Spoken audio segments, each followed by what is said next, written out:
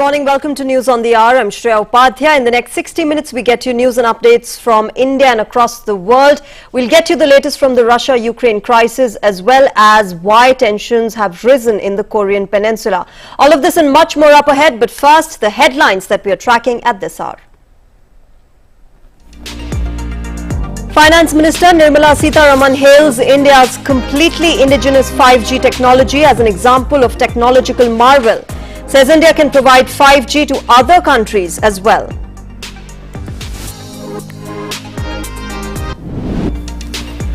Three-day 5th South Asian Geosciences Conference and exhibition to begin in Jaipur today. Renowned experts from across the world to discuss the latest developments for sustainable production of advantaged oil and natural gas.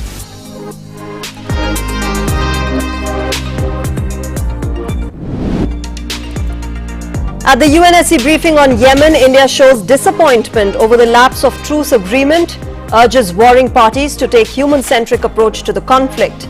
Says India will remain steadfast and unwavering in its continued support for peace, stability and quest for economic development in the region.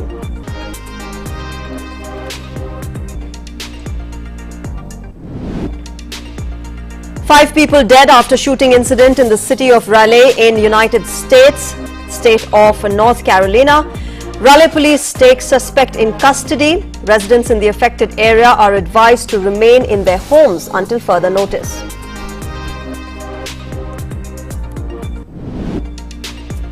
In its latest military provocations, North Korea test fires a short-range ballistic missile and flies nearly a dozen fighter jets close to the border with the South, soaring tensions at the Korean peninsula.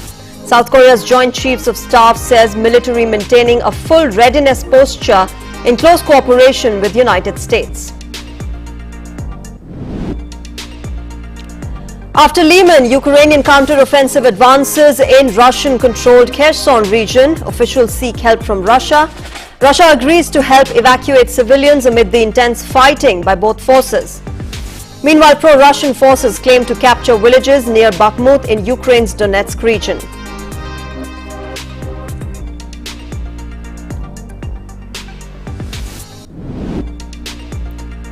NATO decides to step up support for Ukraine, strengthens deterrence and defense at the defense ministers' meet in Brussels. 14 NATO allies and Finland also agree to boost European air defense capabilities amid the ongoing conflict in Ukraine.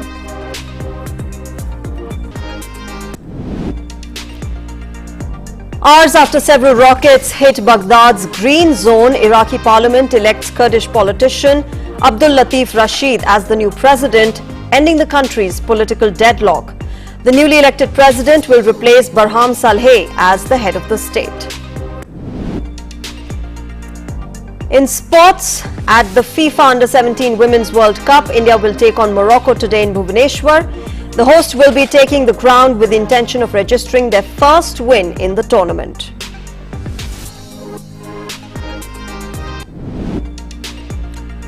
And in cricket, Sri Lanka make it to the finals of the Women's Asia Cup, beat Pakistan by 1 run in a closely fought thriller. They will now face India in the finals tomorrow.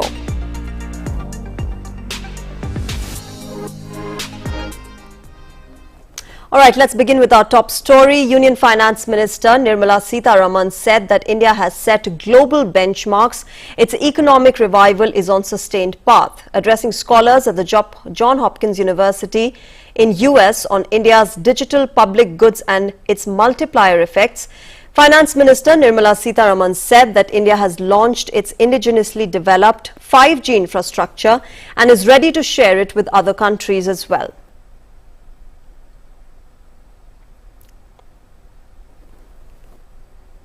The 5G that we've launched in our country is completely indigenous, standalone.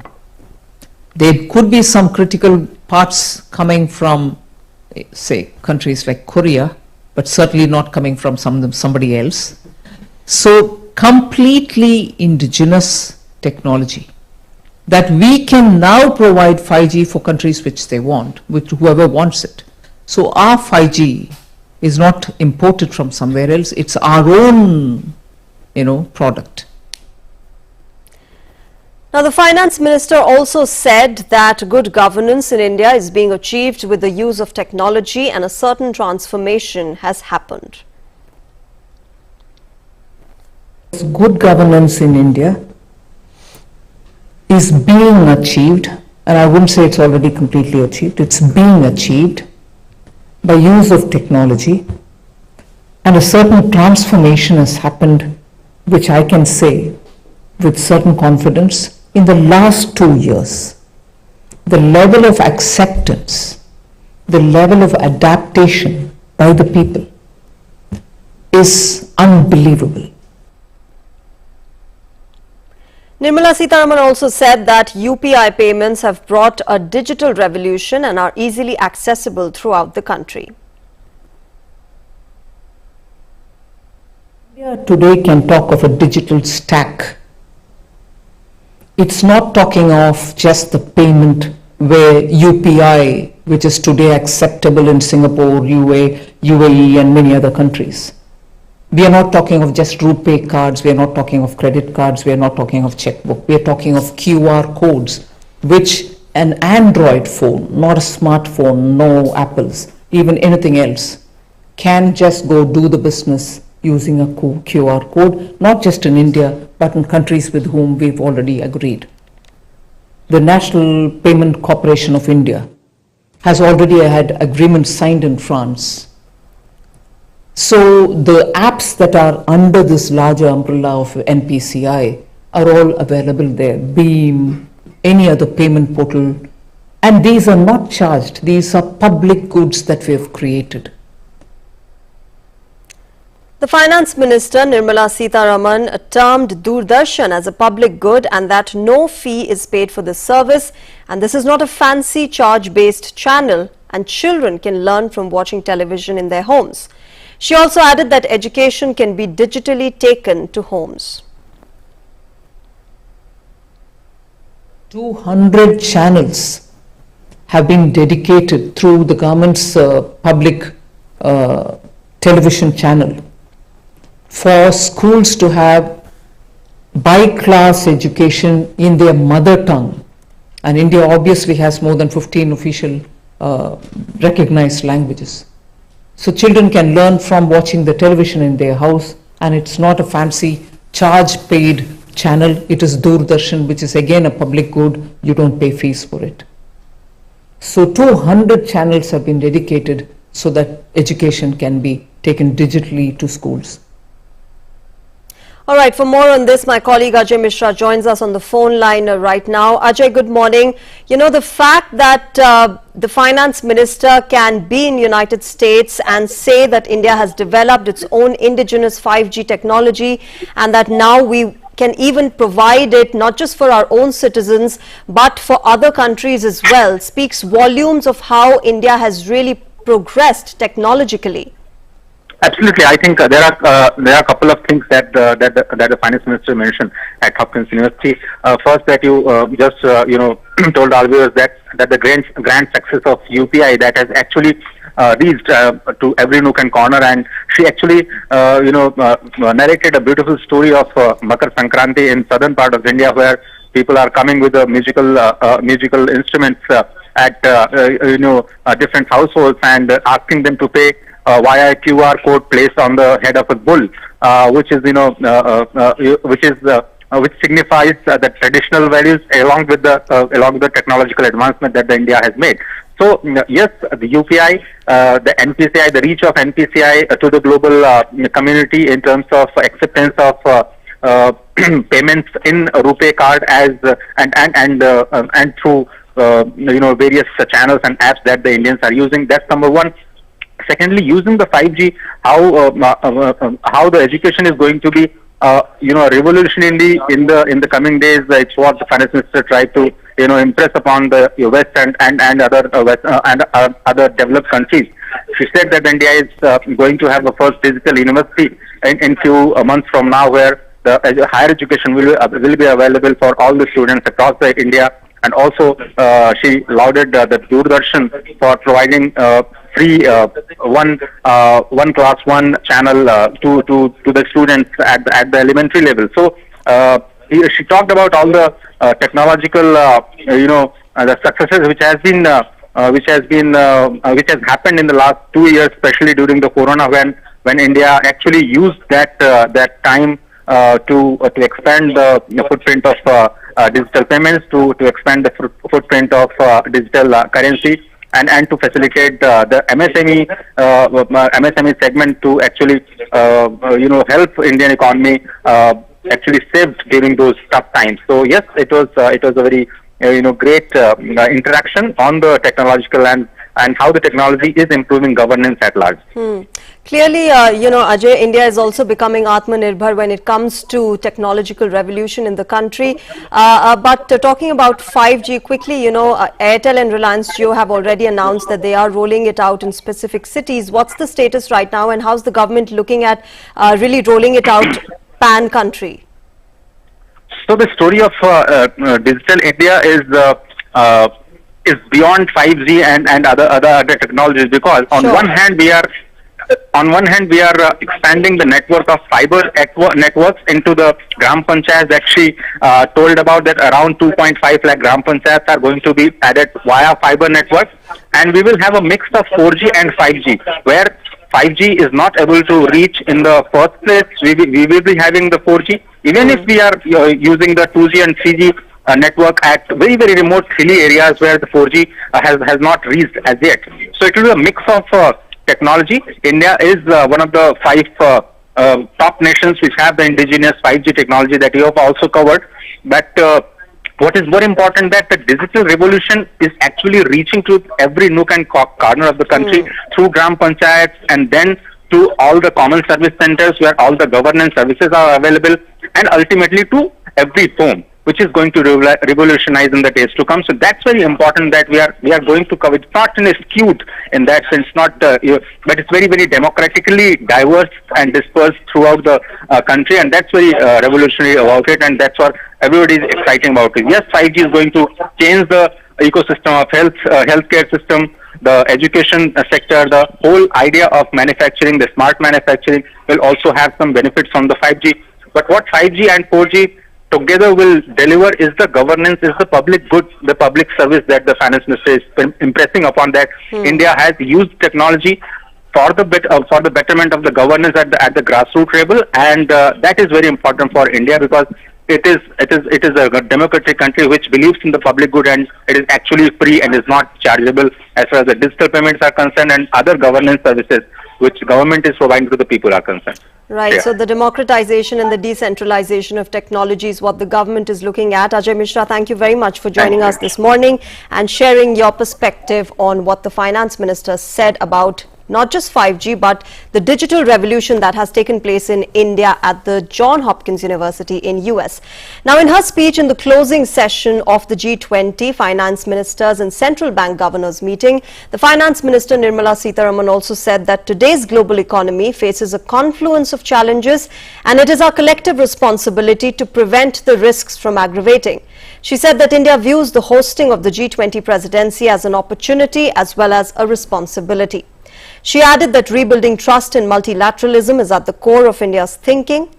She further said that India's efforts will be to encourage conversations that recognize our interdependencies, our shared wisdom, and our collective aspiration for a safe, peaceful, and prosperous world.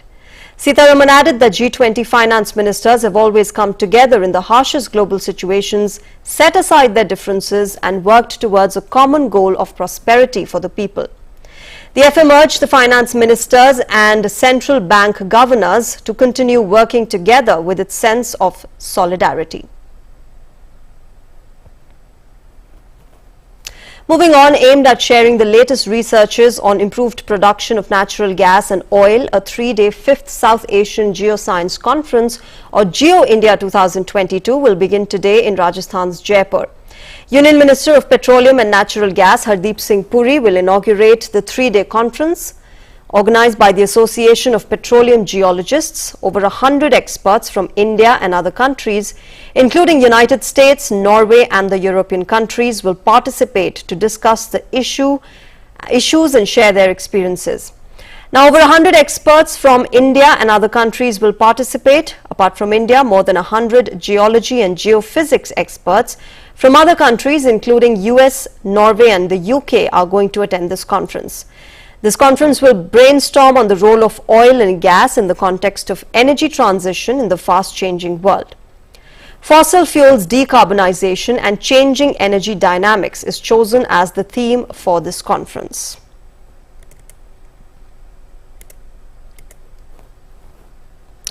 UN officials on Thursday urged the warring parties in Yemen to renew their truce after 7 years of devastating war between the Yemeni government and the Iranian-backed Houthis. The truce, in effect since the 2nd of April and extended on an emergency basis twice, expired on the 2nd of October without the Yemeni government and Houthis reaching an agreement to roll it over for another 6 months. Now, speaking at the UN Security Council briefing on Yemen, India's permanent representative to the United Nations, Ruchira Kambodge, said the government of India will remain steadfast and unwavering in its continued support to the people in their endeavour to seek peace, stability and quest for economic development. Kambodge also said, and I quote her, "It is time for warring parties to take a human-centered approach to the conflict," unquote. She said the conflict had resulted in a humanitarian crisis, endangering millions of Yemeni people with food insecurity.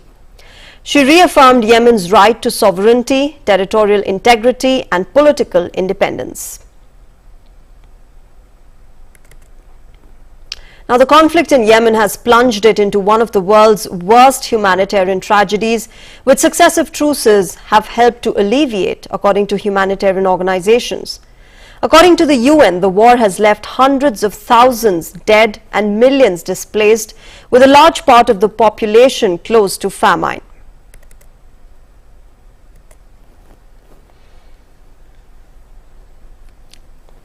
Alright, shifting focus to the Korean peninsula, North Korea fired a short-range ballistic missile into the sea off its east coast today. North Korea's official KCNA news agency quoted the country's military as saying it took strong military countermeasures after South Korean artillery fire drills on Thursday. The South's Joint Chiefs of Staff said North Korea fired some 170 artillery shots off its east and west coasts. South Korea's National Security Council condemned the North for escalating tension, calling its moves a violation of a 2018 bilateral military pact that bans hostile acts in the border area. Meanwhile, Seoul imposed its first unilateral sanctions against Pyongyang in nearly 5 years, blacklisting 15 North Korean individuals and 16 institutions involved in missile development. The incidents followed a KCNA report on Thursday that leader Kim Jong-un had overseen the launch of 2 long-range strategic cruise missiles on Wednesday to confirm the reliability of nuclear-capable weapons deployed to military units. The unprecedented frequency of North Korea's missile launches has raised concerns that it may be preparing to resume testing of nuclear bombs for the first time since 2017. Some analysts do not expect any tests before neighboring China concludes a congress of its ruling Communist Party, which begins on the 16th of October.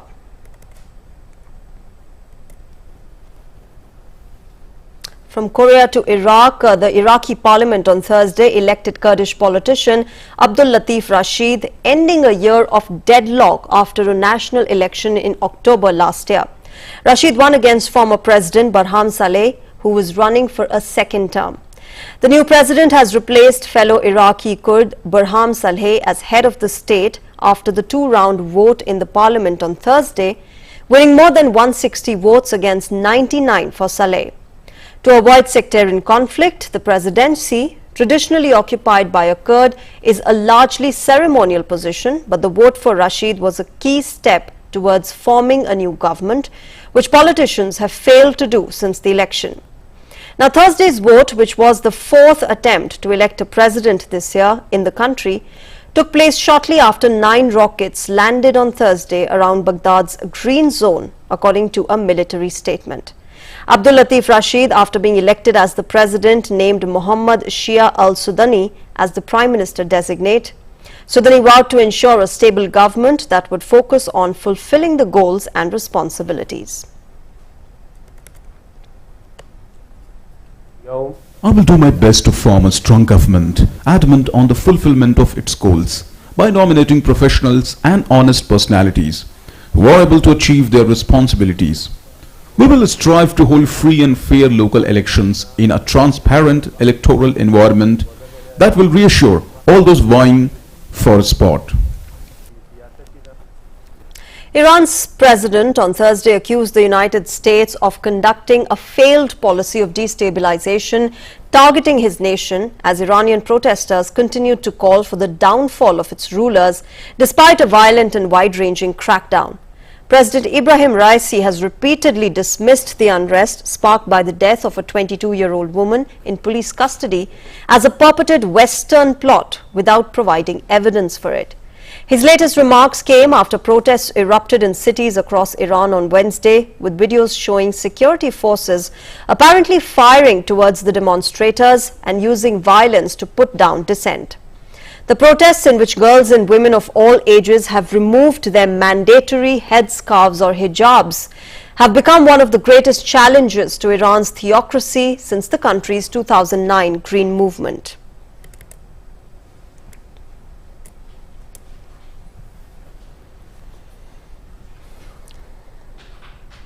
And news that is just coming in from Mali, where at least 11 people have been killed and over 50 have been injured in a bus explosion. The bus was hit by an explosive device in the Mopti area, which is known as a hotbed for jihadist violence. Mali has long struggled with a jihadist insurgency that has claimed thousands of lives and forced hundreds of thousands from their homes.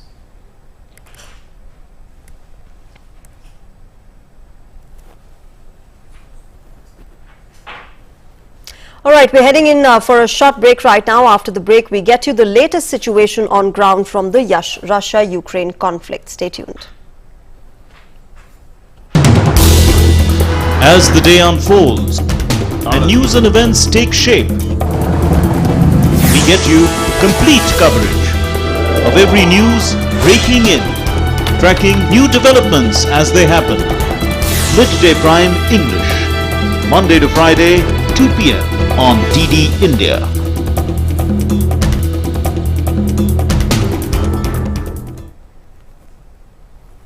Namaste India. Namaste land. Marhaban ila al-Hind. Zari India. Salam India. Namaste India. Namaskar Bharata.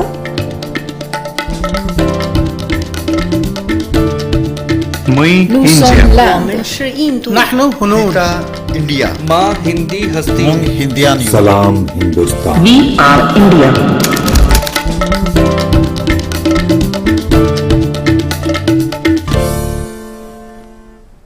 Welcome back. You're watching News on the Hour on DD India, and now an update from the Russia-Ukraine crisis.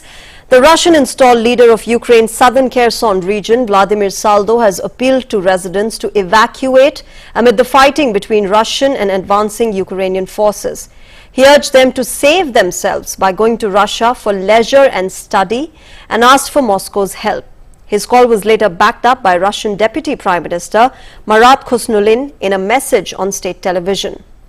Ukraine has rejected accusations that it targets its own civilians. Its troops have recently retaken some areas of northwestern Kherson, closing in on the regional capital Kherson city. Now, Kherson is one of the 4 Ukrainian regions that Russia formally incorporated into its territory this month, a move that has been denounced by Kyiv and the West as an illegal annexation.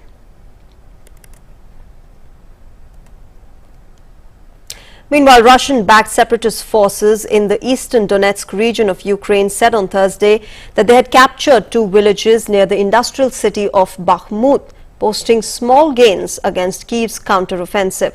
The villages are located just south of Bakhmut, a wine-making and salt-mining city that used to be populated by some 70,000 people and which Russian forces have been pummeling for weeks to capture. The reported gains come after weeks in which Ukrainian troops have been clawing back large swaths of territory in the south and east of Ukraine, including in Donetsk, which is controlled by Russian forces for months now. The Ukrainian military said in an update on Thursday morning that it had repelled Russian attacks near the villages of Bakhmutske, Ozaremenka, Ivangorod, Bakhmut and Mariinka.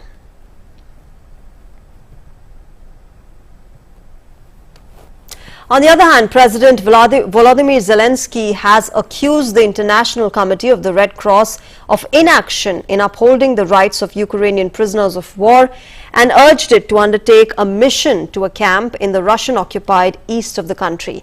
In his nightly video message, Zelensky said no one had yet visited Olenivka, which is a notorious camp in eastern Ukraine, where dozens of Ukrainian prisoners of war died in an explosion and a fire in July.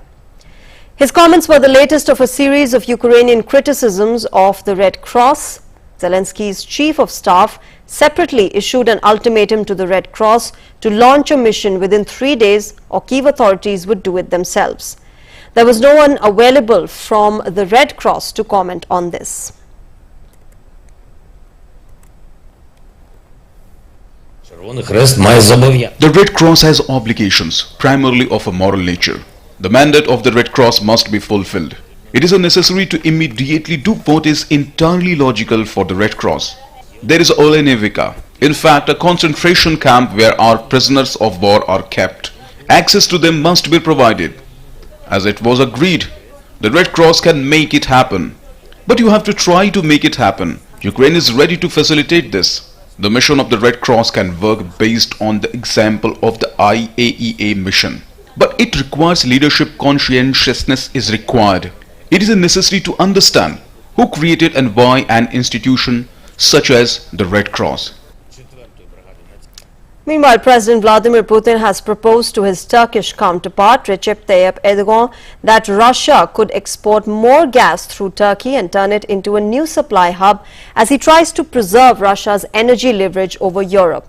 At a meeting in Kazakhstan on Thursday, Putin said Turkey offered the most reliable route to deliver gas to the European Union, and the proposed hub would allow prices to be set independent of politics. The proposal comes as Russia looks to maintain its energy leverage over Europe while redirecting supplies away from the Nord Stream Baltic gas pipelines damaged in explosions last month that are still under investigation.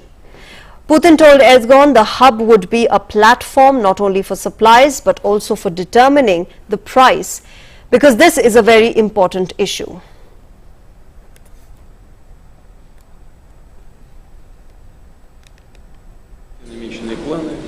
We might consider the perspective of building yet another gas pipeline system and creating a gas hub in Turkey for sales to other countries. First of all, of course, European countries only. Of course, if they are interested. In the course of the work of this hub, which we could create together, of course, it would also be a platform not only for supplies but also for determining the price. Because this is a very important issue. The issue of pricing today, these prices are sky high, and we could easily regulate them at a normal market level without any political overtones. Now, in the televised exchange between the two leaders, Erdogan did not comment on the gas hub idea.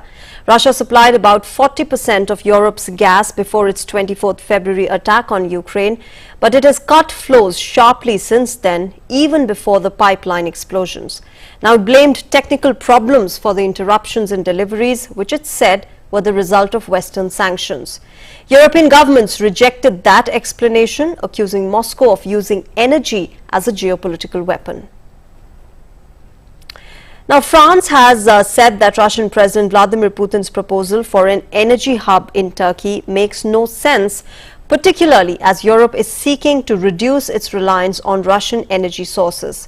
The French presidency said there is no sense in creating new infrastructures that allow more Russian gas to be imported. Deliveries to Europe, which is overwhelmingly dependent on Russian gas, have been disrupted by Moscow's February attack on Ukraine. Meanwhile, France has sent gas to Germany for the first time in European solidarity amid the increasing energy pressures. Though the new flow via a pipeline is less than 2% of Germany's daily needs, it is welcome as Berlin battles to diversify its energy sources. French grid operator GRT Gaz said it would initially deliver 31 gigawatt hours per day via a pipeline from the French border village of Obergelbach. It added in a statement that the maximum daily capacity of the new gas flow is 100 gigawatt per day. Last month, in the energy solidarity deal, Germany pledged to provide additional electricity to France when needed, and in exchange, France agreed to help Germany with gas supplies. Now, pleas from Ukraine for air defense support after a barrage of Russian strikes on civilian targets prompted new pledges from Britain, Spain and France, and more encouraging words from other defense ministers gathered for a two-day NATO meeting at the alliance headquarters. Secretary General said NATO will further step up support for Ukraine, strengthen defense and deterrence, and increase the protection of critical infrastructure. The mix and match assortment of systems on offer from NATO allies with uncertain delivery times suggested a disconnect between the acute fears voiced by Western leaders about continued strikes and their ability to help protect Ukraine and its citizens, who have already experienced disruptions in electricity service and could be facing a cold, dark winter ahead. NATO will further step up support for Ukraine while strengthening the alliance's defense and deterrence and working to increase the protection of critical infrastructure. This was informed by Secretary General Jens Stoltenberg after the two-day meeting of defense ministers at the headquarters in Brussels. To further enhance Ukrainian defenses, the Secretary General announced that NATO will soon provide Ukraine with hundreds of drone jammers for use against Russian and Iranian drones. Addressing Russia's recent nuclear threats, the Secretary General made clear that President Putin's nuclear rhetoric is dangerous and irresponsible, and that any use of nuclear weapons by Russia would have severe consequences. Stoltenberg also said that NATO will hold its annual routine nuclear preparedness exercise next week, adding that planning for the drill commenced many months ago. Circumstances in which NATO might have to use nuclear weapons are extremely remote. Russia's nuclear rhetoric is dangerous, reckless, and they know that if they use nuclear weapon against Ukraine, it will have severe consequences, and they also know that a nuclear war cannot be won and should never be fought. NATO allies, we have very good intelligence. We are working hard. We have monitored Russian nuclear forces for decades, and of course we will continue to monitor them very closely, and we will stay vigilant. In Brussels itself, European Union's foreign policy chief said the 27-member bloc stood ready to help Ukraine as much as needed and for how long as needed. At that moment, when Putin is increasing their escalation, we have to continue determined to support Ukraine as much as needed and for how long as needed. We will continue providing military support in order to face any kind of Russian military attack, any escalation of the war. We want to look for a diplomatic solution to this war as soon as possible. Speaking at a news conference after a NATO meeting, United States Secretary of Defense Lloyd Austin said Russia had made a choice to attack Ukraine and could resolve the conflict by withdrawing. He reiterated NATO's commitment to Ukraine as well as its goal to strengthen NATO's collective defense.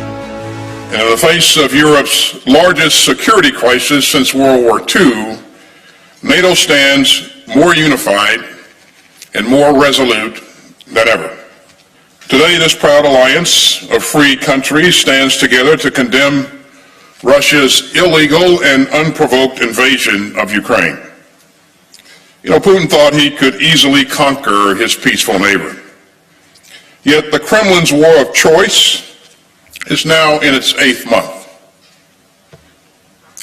Putin's mobilization effort, his bellicose rhetoric, his cruel attacks on civilian targets, and his hollow attempt to annex Ukrainian territory all show how Ukraine's courage and skill have disrupted Russia's hope for a quick war of conquest. I would also say that one change that could be made today is that Russia could choose to de-escalate and could choose to end this war, because Putin started this war as a matter of choice. Meanwhile, hundreds of Ukrainian protesters gathered in front of NATO headquarters as the meeting went by. Protesters chanted for air defense systems and ammunition in response to the bombing of many Ukrainian cities since Monday. They also chanted for heavy weapons and tanks. Signs denounced the Russian attack and called on NATO allies to arm Ukrainian troops. Bureau Report, DD India.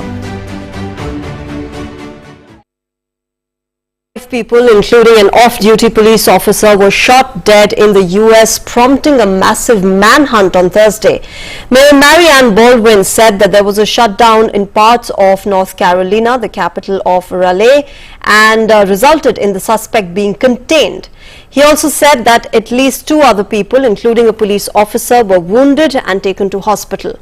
Now, the shooting broke out just after 5 p.m. near the News River Greenway, a trail that runs through part of the city. About 3 hours later, the police said they contained the suspect in a residence near a wooded area. Later, they said that the suspect was taken into custody. Mayor Marianne Baldwin decried the latest outbreak of gun violence in America. Meanwhile, North Carolina Governor Roy Cooper lamented that terror has reached our doorstep. The media reported that the shooter used a long gun.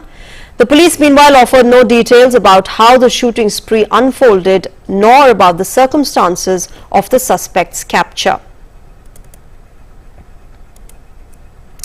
Meanwhile, jurors in Florida determined on Thursday that Nicholas Cruz should be sentenced to life in prison without the possibility of parole. Cruz was sentenced for a 2018 school shooting in Parkland, Florida that killed 17 people. Jurors determined in each of 17 murders that mitigating circumstances outweighed aggravating factors, so the death penalty was not supported. Cruz had pleaded guilty last year to premeditated murder at a high school.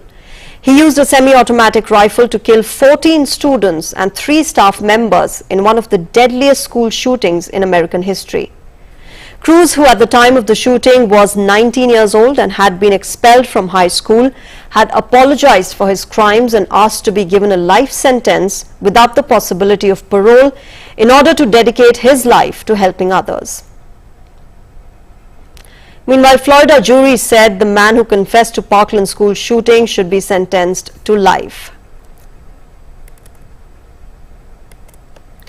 The U.S. House of Representatives Committee investigating the January 6, 2021 attack on the U.S. Capitol voted on Thursday to subpoena Donald Trump.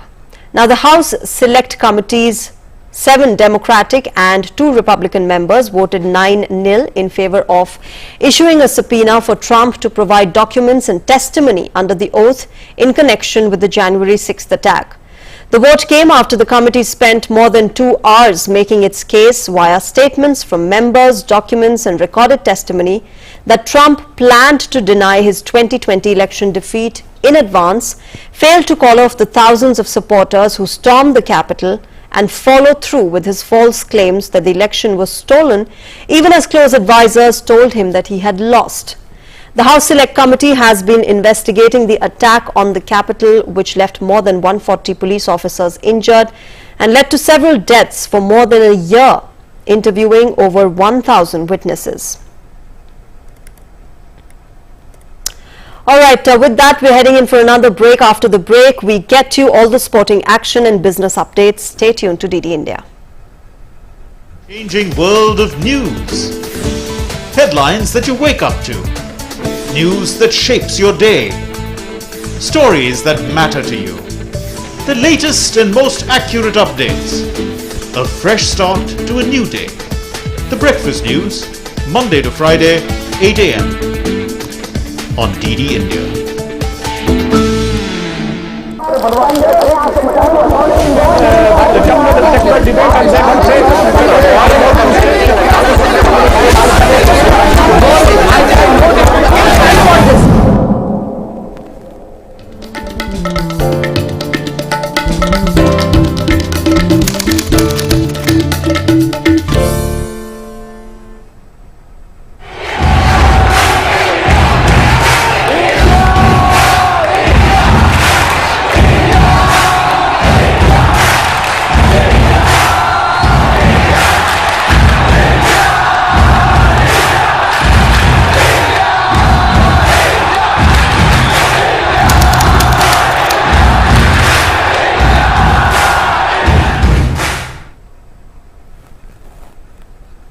right, welcome to News on the Hour. Let's get you business updates now. Tracking positive cues in the global market.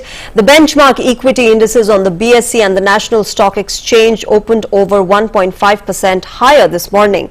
All the Sensex constituents were trading in the green, with Infosys, ICICI Bank, HCL Technologies, Larsen & Toubro, State Bank of India and Axis Bank leading the pack in early deals. Meanwhile, Asian shares tracked Wall Street higher this morning. MSCI's broadest index of Asia-Pacific shares outside Japan rose 1.6% in early Asian trade. Australia's resources heavy share index gained 1.6%. South Korea advanced 2.1%, while Japan's Nikkei jumped 2.8%. Chinese blue chips also opened 0.8% higher as the central bank chief promised stronger support to the real economy as COVID lockdown spread ahead of the all-important Communist Party Congress.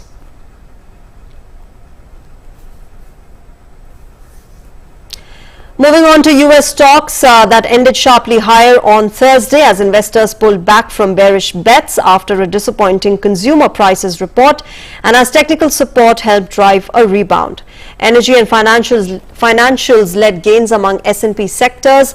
Markets were sharply lower earlier in the day after the headline consumer price index rose at an annual pace of 8.2% in September, compared with an estimated 8.1% rise.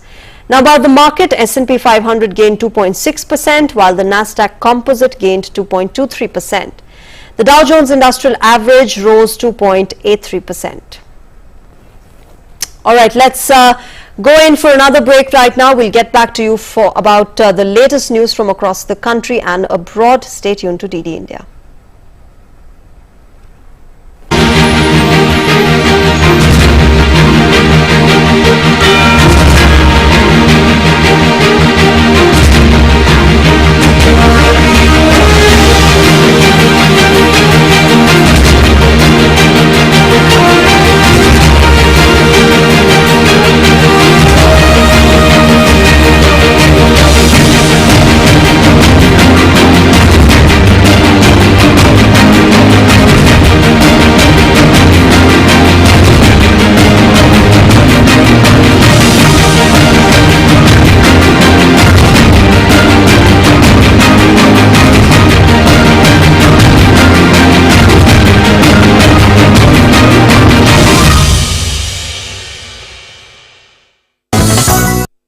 On the hour now, driven by soaring energy prices.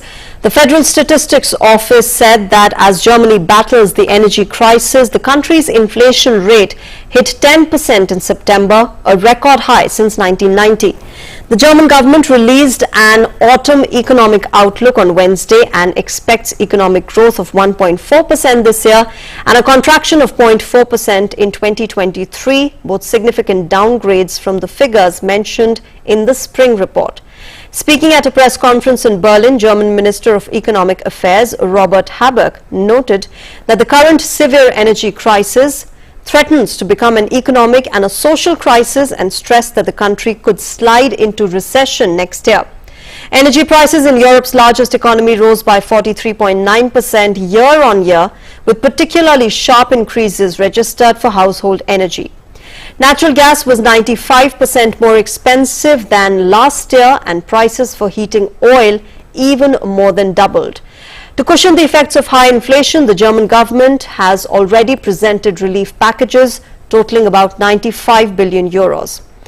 The autumn economic outlook says the downward revision is attributed to the lingering Ukraine-Russia conflict and soaring energy prices, which have fueled inflation and dragged down industrial production. Private consumption is also expected to suffer. The report also forecasts inflation of 8% this year and 7% next year in Germany. Meanwhile, Japanese Finance Minister Shinichi Suzuki reiterated the government's readiness to take appropriate action against excessive currency volatility in the wake of the yen's fall to 32-year lows, driven by US inflation data. After attending the G20 finance leaders meeting in Washington, Finance Minister Suzuki said that market developments are being watched with a strong sense of urgency. The Bank of Japan Governor Haruhiko said that raising interest rates was inappropriate in light of Japan's still weak economy and modest inflation. The dollar briefly hit a 32-year peak of 147.66 yen after the release of stronger than expected US inflation data before falling below 147 yen. Japan intervened in the currency market last month to arrest sharp yen falls, driven largely by the policy divergence between aggressive US interest rate hikes. US Secretary of State Antony Blinken said that the United States is currently reviewing consequences for relations with Saudi Arabia over an OPEC Plus decision last week. Blinken added that the review is done to cut its oil production target despite Washington's objections on Thursday. Saudi Arabia rejected as not based on facts criticism of an OPEC Plus decision to cut oil production target despite US objections. It also said that Washington's request to delay the cut by a month would have had negative economic consequences.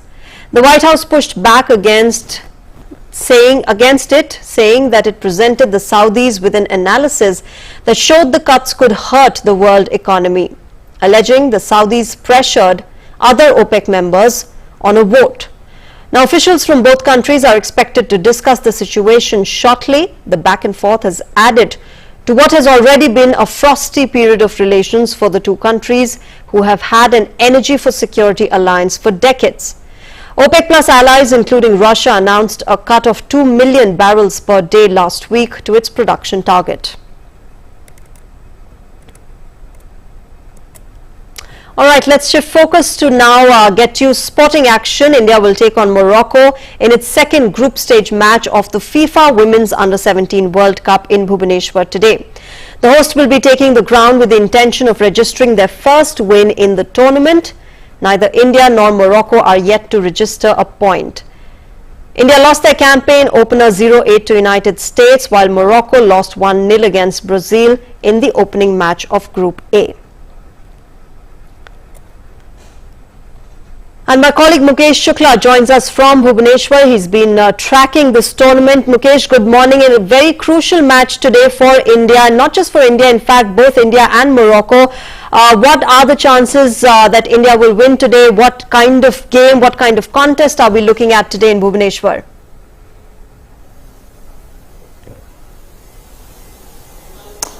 Right, Shreya, because there is today we will play in the second match against Morocco. So India will play they changed their formation.